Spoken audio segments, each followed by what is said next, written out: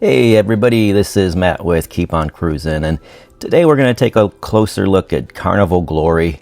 Carnival Glory launched in 2003, part of the Conquest class, and it mostly does short 3 to 4 night cruises, which sometimes get a bad rap, booze cruises, but is this what you can expect on board Carnival Glory? We're going to dig into the food, the entertainment, the service, and the ship overall to help you decide if Carnival Glory may be the right cruise experience for you. As mentioned, Carnival Glory launched in 2003. She is 110,000 tons, 952 feet long, and holds 2,980 passengers at double capacity. Ship is 23 years old. However, it has received multiple refurbishments over the years, refreshes, and updates, including the last one in 2024, which added several new venues along with a number of modernization features such as lighting and power updates in the staterooms and updates to furniture in the public spaces. But enough background. Let's dive into the experience on board. And of course, let's start with food on Carnival Glory because, let's be honest, inferior food can ruin an otherwise enjoyable cruise vacation. We're going to take a look at what food options are included, which are upcharge, and the overall quality of the food available on board. We'll also take a look at the food we tried and the venues we visited on Glory. For breakfast on Carnival Glory, there are 3.5 options. I know, 3.5 options. You can, of course, visit the buffet. There is also the main dining room, Blue Iguana, and Java Blue. On morning 3, we had breakfast in the Lido Marketplace, aka the buffet. The buffet on Glory is absolutely huge, spanning the area between the main Lido pool deck and the adult Azure pool deck.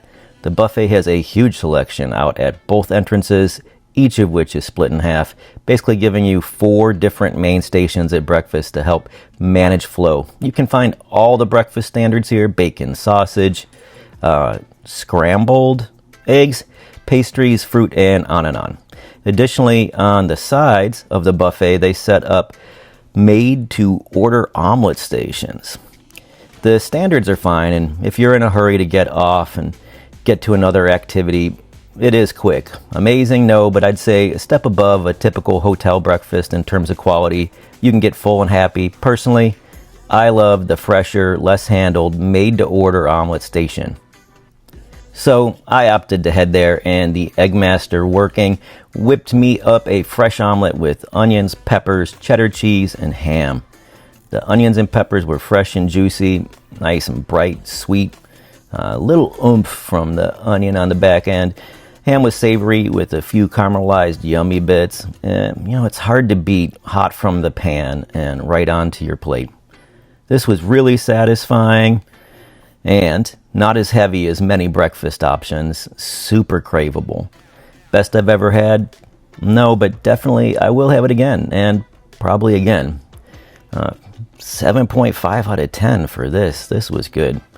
The main dining room breakfast offers a less hectic, more laid-back atmosphere compared to the often chaotic buffet. With table service and less background noise, we ate breakfast in the main dining room on day 2. I had a hard fried egg, bacon, and some oatmeal. The fried egg was well prepared with a nice crust on the bottom and tasty through the middle. The bacon was a bit thin but tasted fine. The oatmeal was creamy and filling. The service was great. The atmosphere chill and laid back, but the food I would only give a 6.25 out of 10. It's better than average and it's good enough, but I would pick the main dining room for breakfast because of the more relaxed atmosphere, not the food, in comparison to the buffet. Blue Iguana is your third option on Glory for breakfast. They offer made-to-order breakfast burritos and bowls, as well as arepas and huevos rancheros. We didn't eat breakfast there this time, but we have in the past. The breakfast burritos were filling and fresh, and the line is typically very short. This is a gem of a quick breakfast option. I'll give this a 6.5 out of 10. Nice location with outdoor seating too. Breakfast bowl or a burrito with a view. The half option is Java Blue Cafe. You know, not everyone likes a big breakfast, but some people like to start with their favorite coffee beverage and a muffin or a pastry. If that's you, this is your place. Just keep in mind, some of the food offerings are included and some are upcharge. Well, we didn't eat at Java Blue. We visited here every day of our cruise for our daily coffee and sometimes a later day pickup. And our beverages were well made and tasty. No complaints at all. 7 out of 10 for Java Blue Cafe. Do you prefer a bigger breakfast? Would you rather go to the buffet? Where would you go? Drop it in comments below. I'm curious to see what everybody's been to and what they prefer. Breakfast overall on Carnival Glory, I'd give a 6.75. No issues with quality at all. It's tasty and satisfying and, just not super memorable. But let's move on to lunch on Carnival Glory. There's plenty of options for you at lunch. 8 total. Yeah, 8 with 6 included and 2 upcharge. If you can find another cruise line offering 8 options at lunch, please drop it in comments below because dang, I can't think of one. Anyway, your included options are of course the Lido Marketplace Buffet, Pizza Pirate, Blue Iguana, Guy's Burger Joint, Carnival Deli, and Chicken Waffles and Waves. The 2 upcharge options are Sushi at Sea and the Seafood Shack. Spread out, y'all. No need for everyone to crowd into the buffet at once at lunch. On embarkation day, we went to Blue Iguana and I ordered a bowl with black beans, chicken, shrimp, seared onions, seared poblano peppers, and of course, some pico and hot sauce. Man, this was protein packed. No portion complaints here. The chicken was nice and savory, not dry. The shrimp juicy and well seasoned. Onions and peppers were fresh with nice saute and some caramelization without turning them mushy, which would be bad luck and yuck. The pico was fresh with nice cilantro pop. This is a great lunch option, feeling tasty and typically a short wait. I'll give Blue Iguana at lunch a 7.5 out of 10. Always find a way to come here at least once. It is worth it. Well, as it turned out, we were traveling with our family on this cruise, Barber Family Cruise number 1, and they chose the buffet for lunch. And since we were eating still, and since Glory's dessert selection at the buffet is huge, including no sugar added for diabetics like me, I grabbed 2 no sugar desserts. A soya cream tart and a funfetti cheesecake. The tart had a wonderfully flaky crust with a filling similar to like a fine tapioca. It presented a nice buttery yet bright citrus flavor. It was very good. The funfetti cake was creamy, thick, and delicious. Bonus lunch desserts at the buffet, 7.75 out of 10. Thanks for thinking of us Diabetics Carnival, much appreciated. On day 2, we had lunch at Celebration Key, so we'll save that one. But on day 3, we had lunch at the Lido Marketplace Buffet. Now, for people who haven't cruised Carnival before, but have heard some things, here's one thing. Their buffet has so many options at lunch. And I had a bit of an international smorgasbord. I am going to kill the pronunciation on this, but I'm going to pop them up on the screen so that you can laugh at how bad I say this. But I had sari plaki, which was a Greek-style baked fish with tomatoes, onions, and olive oil. The fish was a bit dry, but the crumb topping was moist and delicious. The tomato and onion were well seasoned and juicy. I followed that with some keftiti zarni, which was Greek crispy lamb and beef meatballs baked with tomatoes, feta, and garlic sauce. This was absolutely delicious. Buttery with warm spices and nice contrast and textures. The sauce was bright and garlicky and a nice complement to the crispy meatballs. Really yum. I need some fresh injected, so I had a baby kale, tomato, and vincota salad. This turned out to be a great choice as the veg was crisp and fresh and the vincota dressing was tangy and loaded with flavor. I followed that with some djej makali, which was a Moroccan chicken cooked with preserved lemon, olives, herbs, and peppers. The chicken was a bit dry, but it had a great curry flavor that danced on the tongue, and the olives and herbs were very tasty. I then finished that up with a piece of no sugar added strawberry cream frosted lemon cake. The smooth, creamy sweet strawberry layer nicely contrasted the bright citrusy lemon cake. This was all yum. Overall, I'd give lunch at the Lido Marketplace a very solid 7 out of 10. Your other options for lunch are Pizza Pirate, and I'll pop up a menu here, which in my humble opinion is some of the best pizza at sea. Great crust, thin, and it allows the toppings to really shine. Then, of course, you've got Guy's Burger Joint, which many consider to be the best burger at sea. The burgers are fresh made and the fries house made. The toppings bar kind of reminds me of Fuddruckers, if you can remember Fuddruckers. This place, Guy's, gets super busy at prime times, so aim to get here earlier or later if you can. Then there is the Carnival Deli, which is located on the sides of the buffet. And check out this menu here.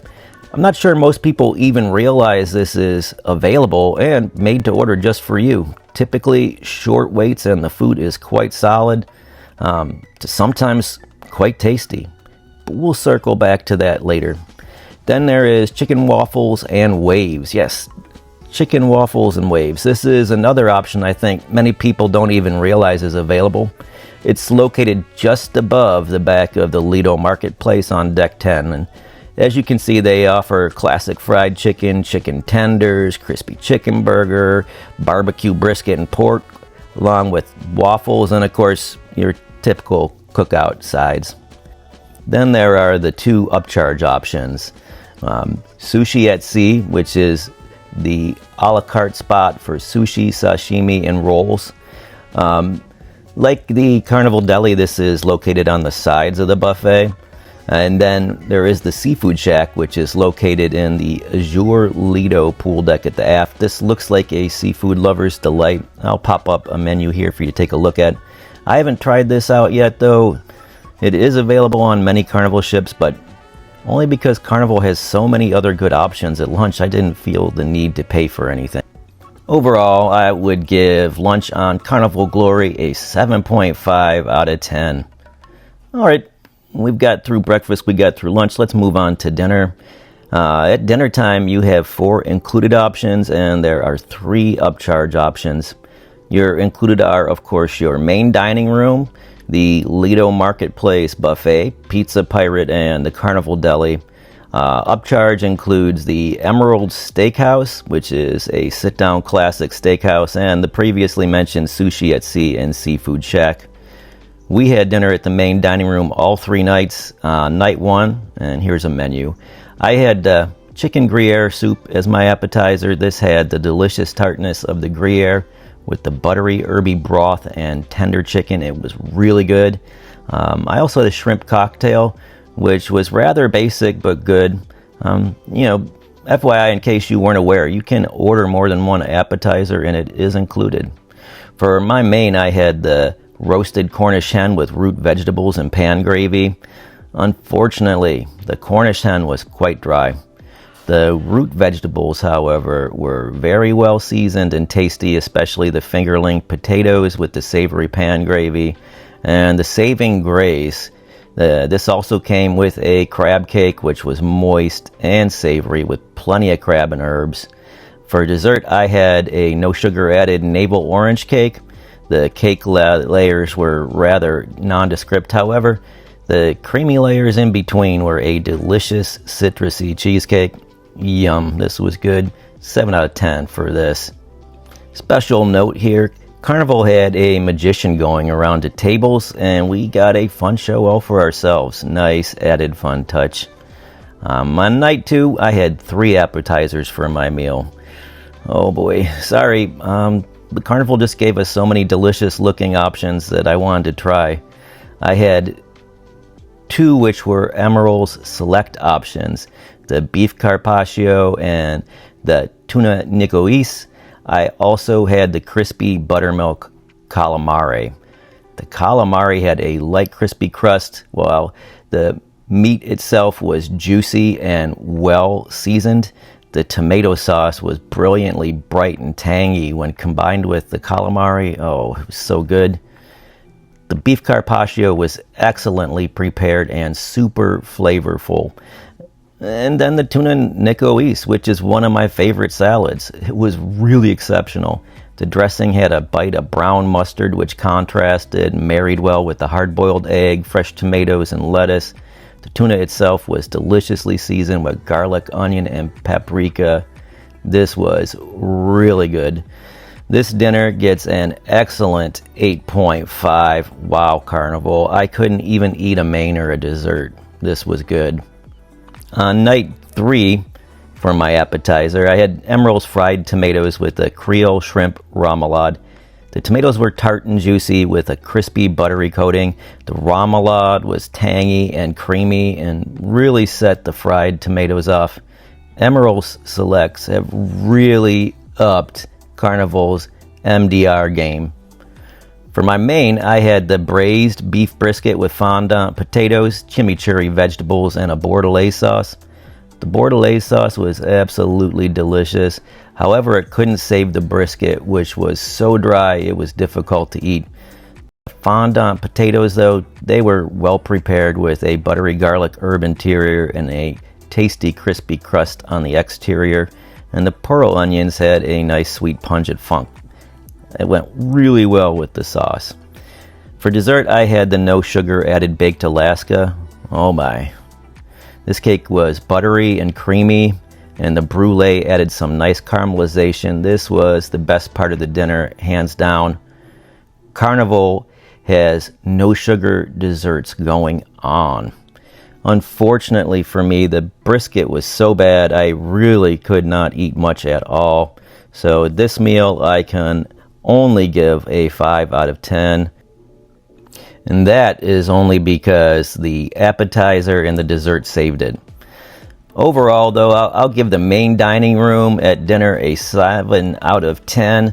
The last night was a bit of a dud for me, but the other nights, no complaints at all. And night 2 was just wow. Emerald has helped Carnival craft a menu loaded with flavorful options. Really happy to see these improvements. Although we didn't go there on this cruise, on our last cruise we did have dinner at the Emerald Steakhouse. Here's a nice menu of this. Sitting up high on deck 10, this is the largest steakhouse I have been to on a ship. Windows and great views all around from deck 10. It has a really classic steakhouse interior decor with an open kitchen facing the dining room. I don't have notes from them, but for sure this was one of the best specialty experiences we've had at sea, and we would definitely go back for a special occasion. Special because the MDR is just pretty darn good.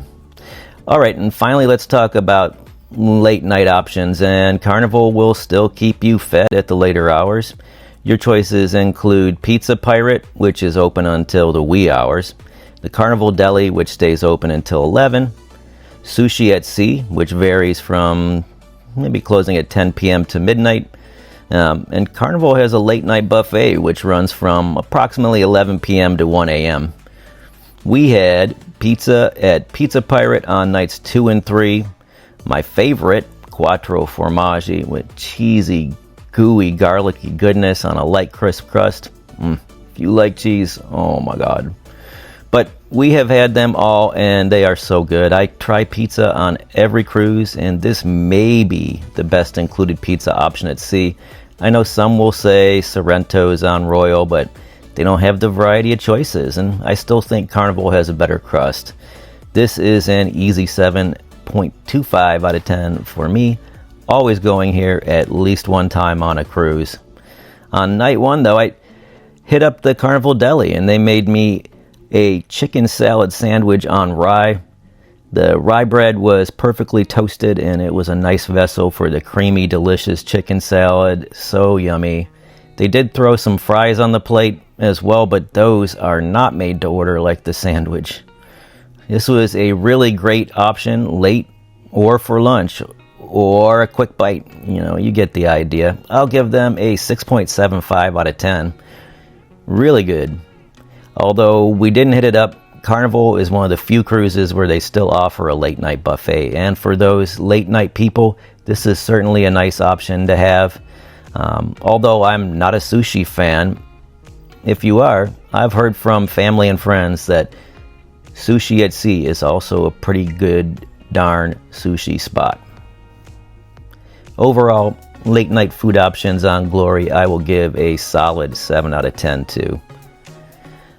Alright, with food done, let's move on to entertainment. And although they aren't going to offer you a Broadway show on Glory, they have so much going on each night you won't be bored. Besides shows in the main theater, Carnival has live music going on throughout the ship, with music in the atrium, the casino, and the piano bar, Cinnabar, okay? The main Lido hosts DJs, bands, shows, parties, and movies under the stars. Probably the best dedicated comedy club at sea, and one of our favorites, the casino. Speaking of which, on night one, the casino was calling our name a little too loudly for us to ignore, so with the family wandering about doing their thing, we went to test the fates. This casino is really large with plenty of slots and a great mix of the latest greatest as well as some old favorites. The layout also has plenty of space to get around. We were recently on Liberty of the Seas, and they had things packed so tight people were struggling to find pathways through. They also have live music here every night. There was a really good solo guitarist who we liked a lot. For table players, the tables were very lively, and they have a very large, easily accessible bar near the performer stage with TV showing sports. We hit the casino almost every cruise, and this is one of the better all-around casinos. I'll give the casino on Carnival Glory a 7.5 out of 10. On night 2, we headed to the main theater for the production show, Epic Rock. Now, I've seen this show twice before and really loved the live band and cast of singers banging through some rock classics. However, through illness, they were short musicians, so instead of the show we expected, which was a high-energy rock and roll show, they switched to backing tracks and a more group of singers taking turns singing things, which didn't really come close. I mean, I understand they can't help illness, but it definitely brought things down. The show with live music was a solid 7 out of 10. I'd watch it again. I was trying to watch it again. Without the live music, it was still entertaining, but definitely not electric, if you know what I mean. Still, I guess I'll give it a 6 out of 10. It was not bad. On night 3, we headed back to the theater for the holiday showcase since we were cruising in December. This was a pretty typical holiday song and dance show. However, Carnival was passing out free Carnival Santa hats. Thanks, guys. This was awesome. And there were a couple appearances by the Grinch. They also did a good job involving the younger children, bringing them up onto stage to participate, so it was very family-oriented. And holiday appropriate, but if it wasn't the holiday season, I'd be, Anyways, I'll give this show a 5.5 out of 10. Now, embarrassingly, we did not catch a comedy show at Punchliners this time. I did attempt to make the adult show with my daughters.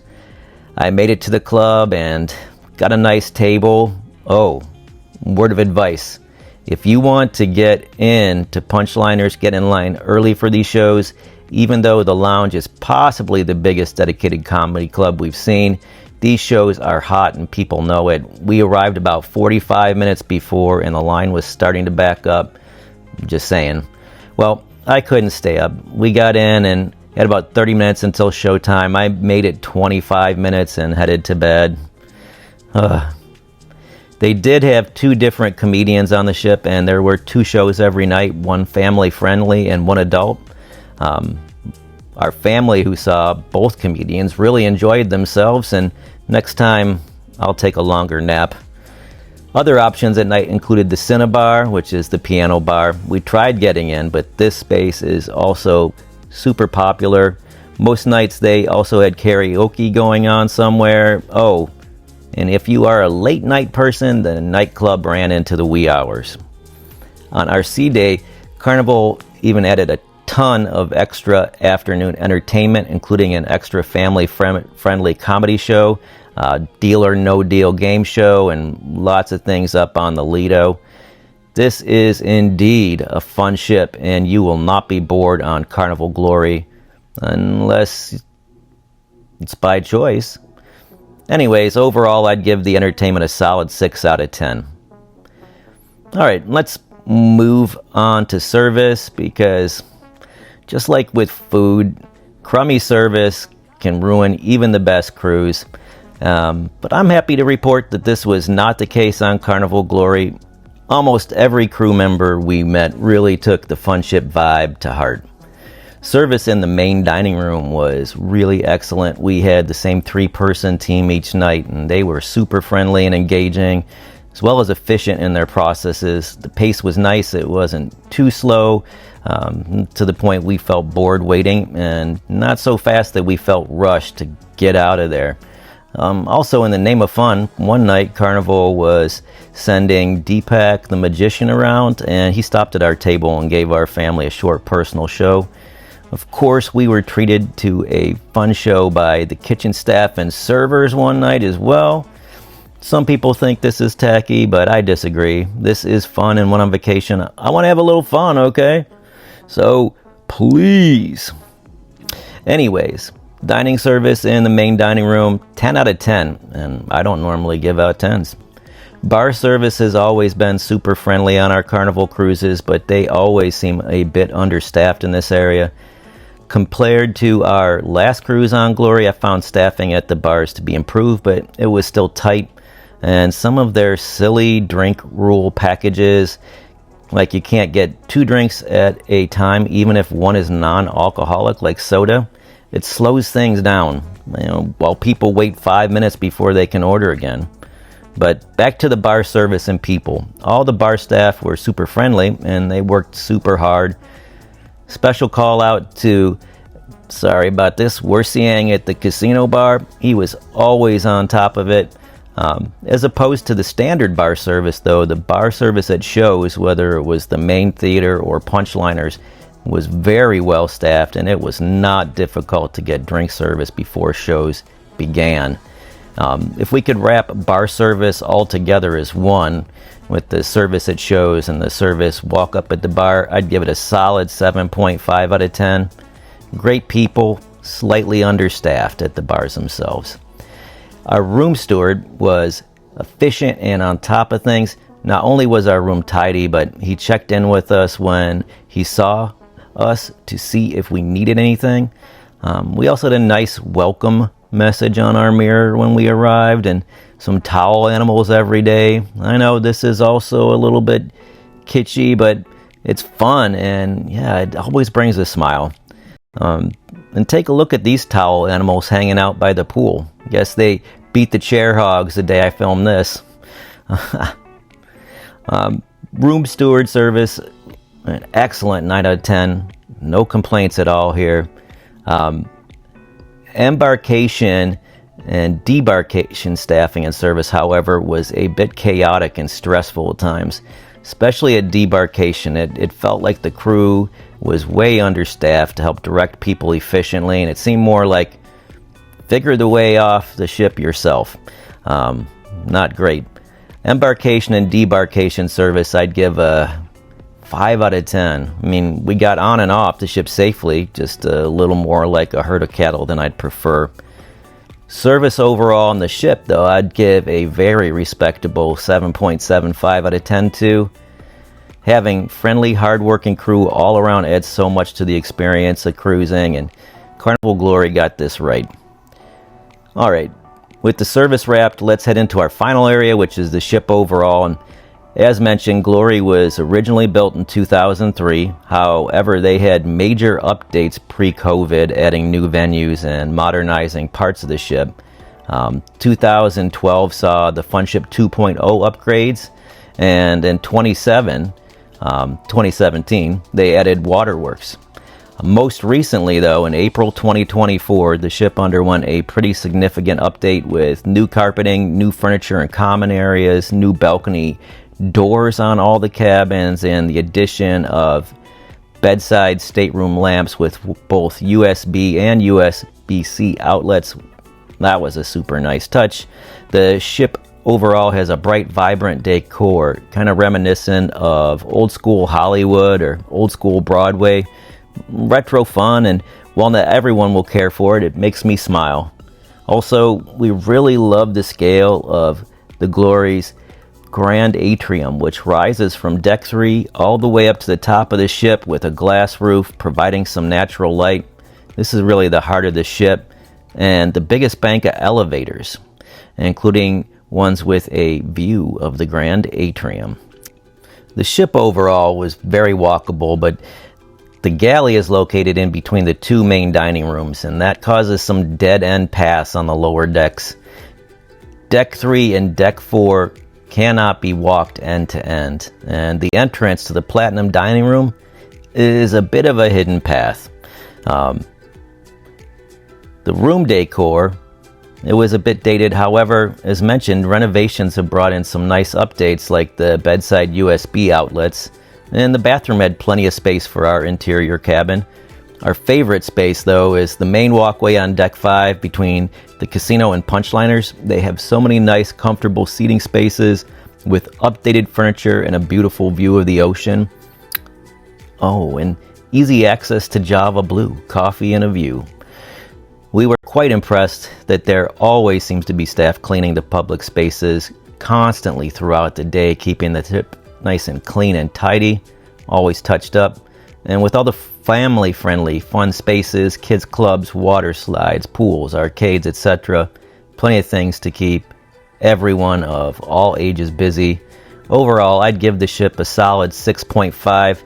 You know, it's not new, but it is well maintained and clean. It's easy to get around. It's just not the same wow factor as some of the newer Carnival ships in the Excel class. So that'll wrap up our review of the Carnival Glory. We hope you found this useful, and if you're considering sailing her, if you got any questions on Glory at all, please drop in the comments below. And if you've been on Glory, how would you rate her? I would love to know. Let us know in the comments below. This has been Matt with Keep On Cruising. Thank you so much for watching. If you enjoyed the video or found it useful, please give us a thumbs up. And if you haven't yet, please hit that subscribe button. We would really appreciate it. Until next time.